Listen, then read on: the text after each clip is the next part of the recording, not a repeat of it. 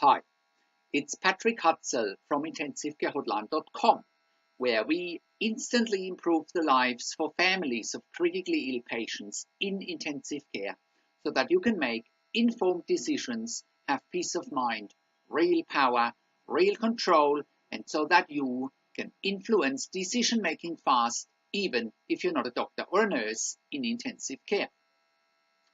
This is another episode of Your Questions Answered, and in last week's episode I answered another question from one of my clients. And the question in last week's episode, as part of a multi-sequence one-on-one consulting and advocacy series, was, I think the dialysis nearly killed my mum. How can they do that differently next time? You can check out last week's question by clicking on the link below this video.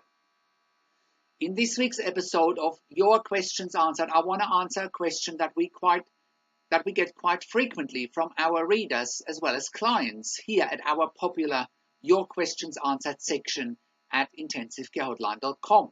And the question is intensive care at home a genuine alternative to ICU and LTAC? LTAC stands for long-term acute care. Now, many families in intensive care come to us here at IntensiveCareHotline.com when their loved one is in intensive care with a breathing tube or endotracheal tube and in an induced coma. And they want to know if their loved one should have a tracheostomy or not. Unfortunately, to get this answer, it's actually the wrong question. As I always say, the biggest challenge for families in intensive care is that you don't know what you don't know. You don't know what questions you need to ask, and you don't know what you need to be looking for. Because intensive care is such a complex, challenging, unpredictable, and volatile environment, you will need somebody to guide and handhold you during this once-in-a-lifetime challenge that you simply can't afford to get wrong. The question you should be asking instead is if all resources have been maximized in order to get your loved one off the ventilator and the breathing tube or endotracheal tube in the first place. So you may be wondering, how can that be done? Well, I'm glad you've asked. I wrote an article and made a video about that, and you can see that video and article if you're clicking on the link below this video. And the article is how to wean a critically ill patient in intensive care off the ventilator and the breathing tube or endotracheal tube.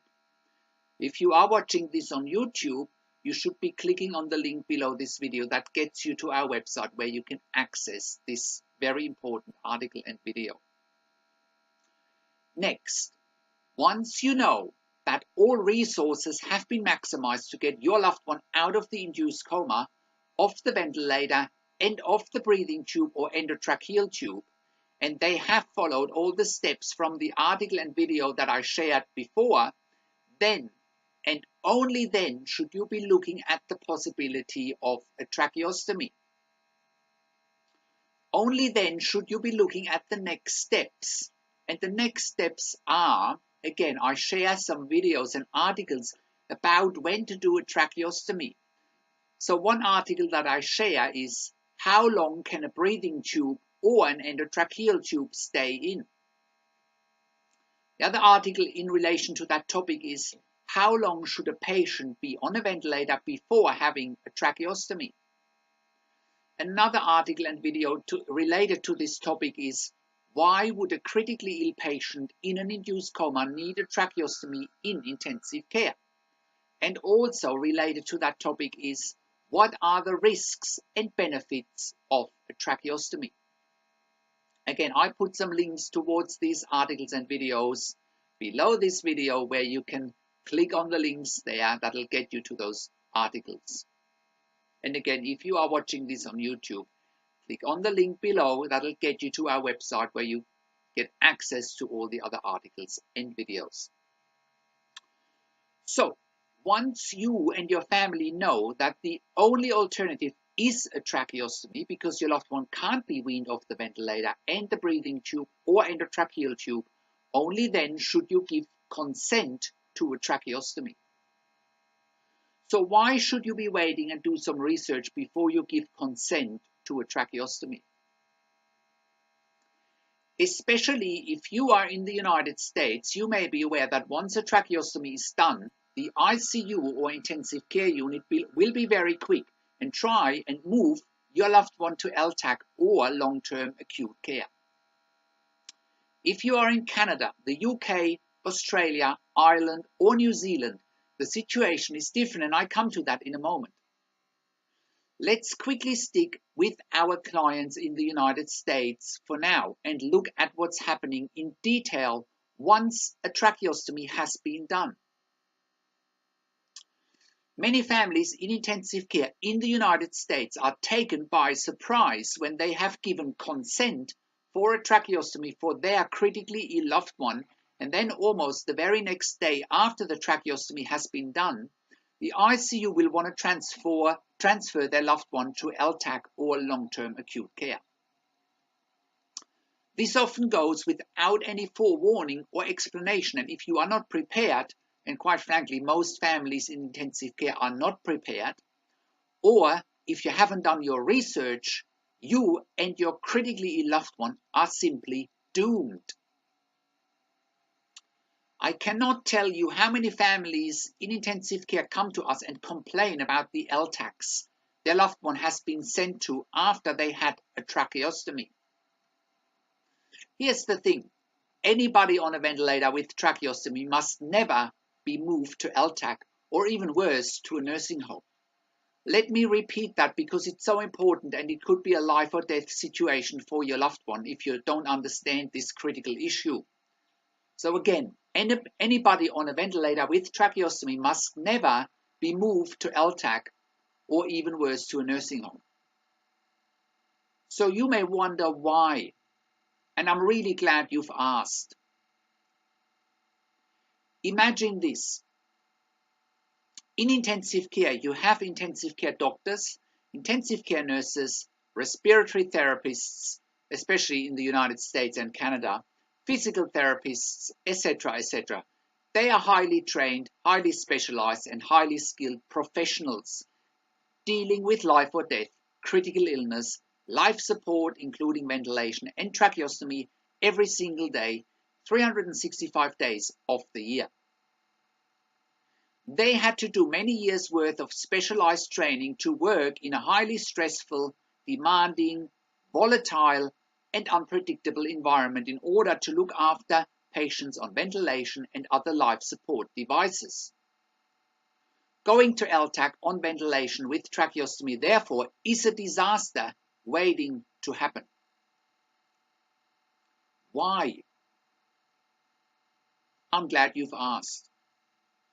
Because in LTAC or long-term acute care, you have no ICU nurses, no ICU doctors, potentially one respiratory therapist for about 30 patients, and often only one doctor or specialist overseeing the care of 30 patients who are life support dependent on mechanical ventilation with tracheostomy. Therefore, your loved one would be going from ICU with all the infrastructure and specialized skills and knowledge needed to get them off the ventilator and the tracheostomy to LTAC, where they have no skills to deal with such a massive clinical challenge.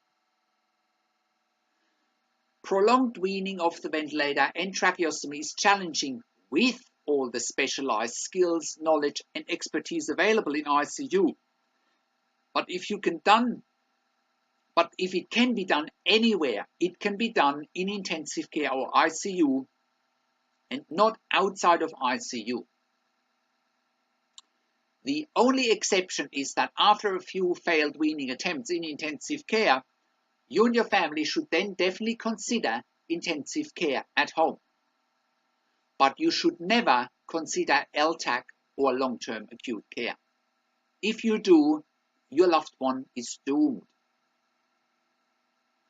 The only two reasons intensive care units or ICUs are wanting to send your loved one out to LTAC after a tracheostomy has been done are, number one, free up one of their precious, expensive and in-demand ICU beds.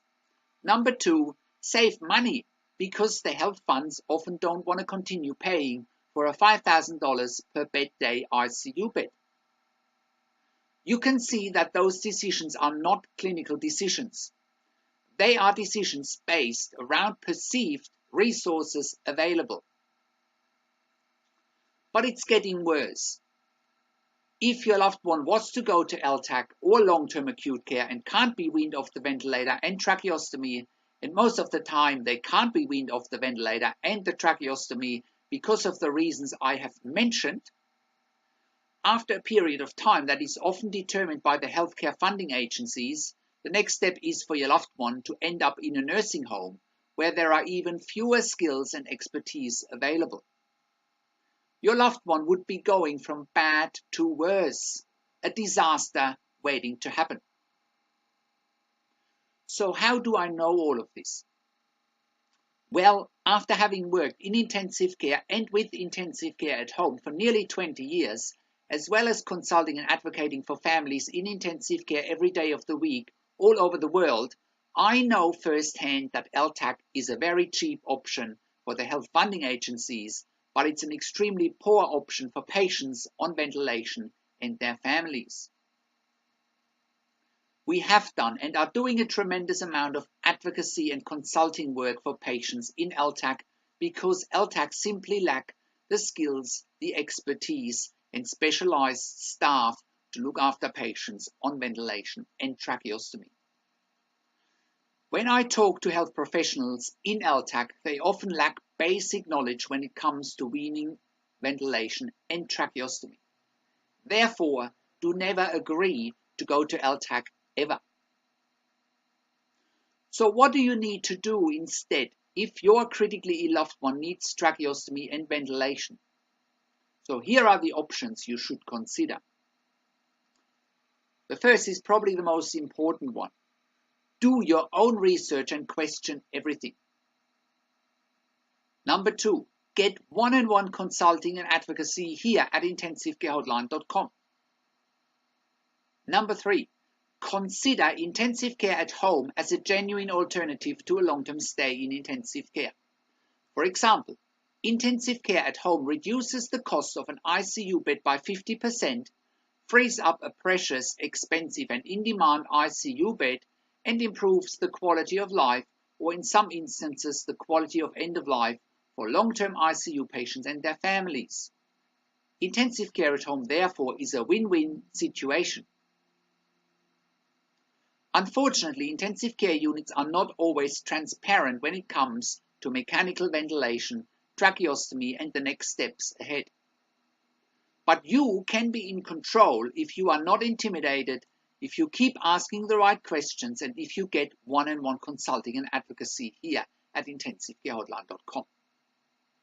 For example, last year we worked with a client in Cleveland, and we managed through our one-on-one consulting and advocacy to keep a tracheostomized and initially ventilated patient in ICU until they were weaned off the ventilator. The ICU wanted this gentleman in LTAC the minute the tracheostomy was done. Thankfully, the family refused because they had done their own research and they engaged my one-on-one consulting and advocacy service to get the outcomes they wanted for their loved one. One of the biggest problems for families in intensive care is that you can't argue on a clinical level. Without the clinical advocacy and without the clinical insights of 20 years intensive care experience, you'd be fighting an uphill battle.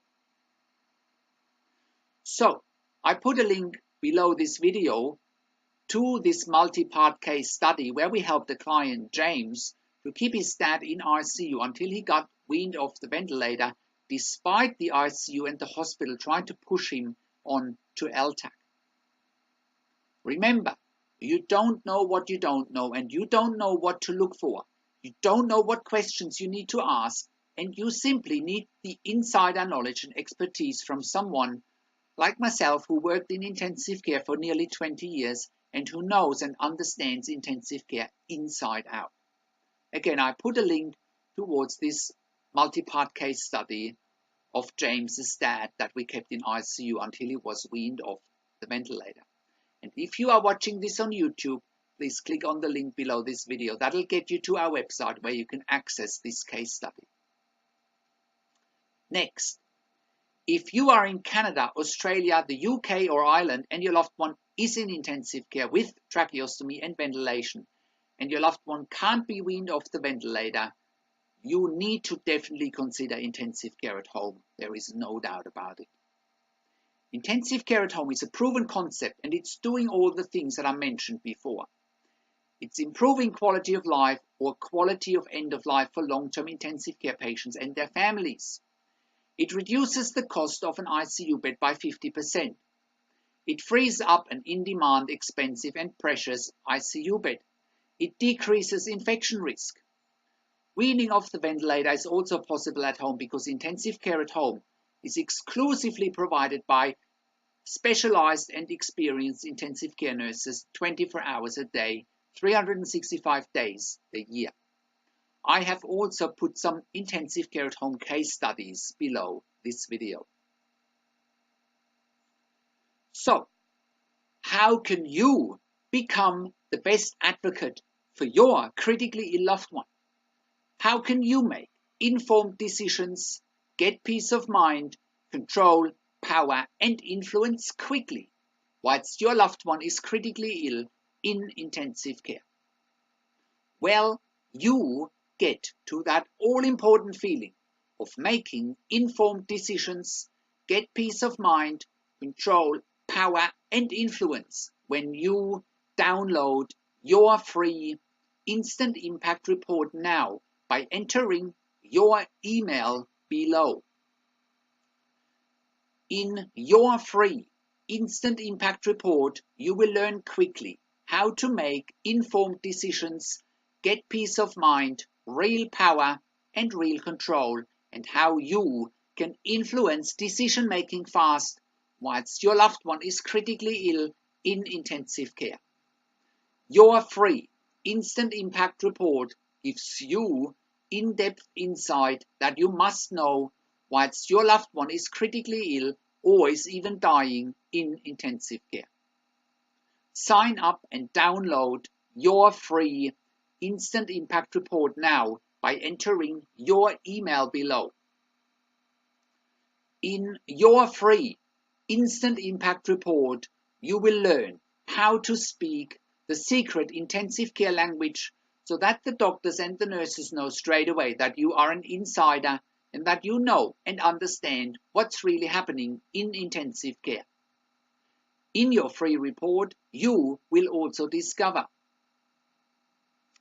how to ask the doctors and the nurses the right questions.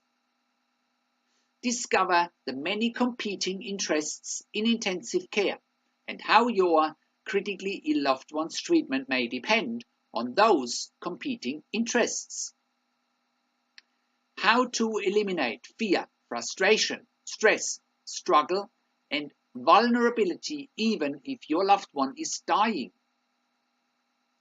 You will get 5 mind-blowing tips and strategies helping you to get on the right path to making informed decisions, get peace of mind, control, power, and influence in your situation. You will get real-world examples that you can easily adapt to your and your critically ill loved one's situation.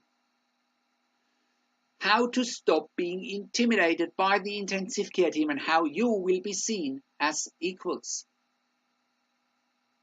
You will get crucial behind-the-scenes insight so that you know and understand what's really happening in intensive care and how you need to manage doctors and nurses in intensive care, and it's not what you think. Thank you for tuning into this week's Your Questions Answered episode, and I'll see you again next week in another update. Make sure you also check out our blog section for more tips and strategies, or simply send me an email to support@intensivecarehotline.com with your questions. Also, have a look at our membership site, intensivecaresupport.org, for families of critically ill patients in intensive care. You can also call me. Find international phone numbers on the top of the website. Also, check out our ebook section, and you can also get one-on-one consulting and advocacy with me via Skype, over the phone, and via email by clicking on the relevant tabs on the top of the website. This is Patrick Hutzel from IntensiveCareHotline.com, and I'll see you again next week in another update.